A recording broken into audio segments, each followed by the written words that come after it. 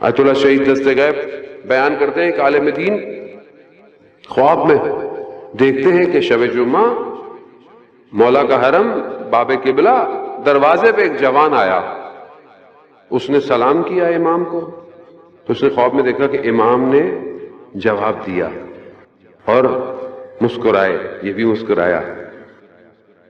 دوسرے دن شب جمعہ تھی، یہ پہنچا، اس نے دیکھا وہی جوان اسی جگہ کھڑا ہوا ہے، اس نے سلام کیا۔ اب اسے امام تو نظر نہیں آ رہے، لیکن دیکھا کہ جوان مسکرایا ہے، تو یہ جوان کے قریب کیا، جب وہ فارغ ہو گیا نماز زیارت پڑھ کے، کہا کہ ماجرا کیا ہے؟ کہا کیسا؟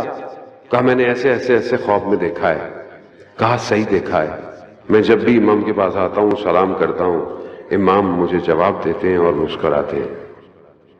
کہا تم نے ایسا کیا کیا ہے؟ کہا میں کربلا سے تھوڑی دور رہتا ہوں اور میرے پاس ایک ہی سواری ہے، میرے ماں باپ بوڑھے ہیں، میں ایک ہفتے اپنے باپ کو لے کے آتا ہوں زیارت پہ، ایک ہفتے اپنی ماں کو لے کر آتا ہوں۔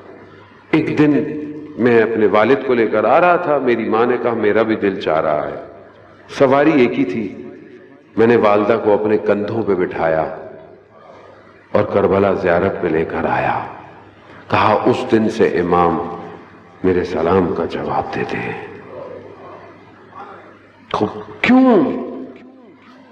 خوب ظاہر کی خدمت کر رہا ہے۔ اگر آپ، اللہ کرے کہ ہم سب کربلا کی زیارت کریں، لیکن اگر نہیں جا سکے تو دل چھوٹا مت کیا کریں۔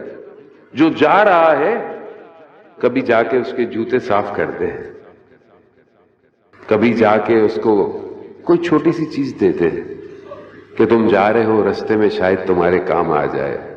کچھ نہیں تو یہ رومال لے جاؤ، جب گریے کرنا تو اسی سے آنسو صاف کرنا۔ ظاہر ہے نا، ایئرپورٹ چھوڑنے چلے جاتے ہیں، اللہ اکبر۔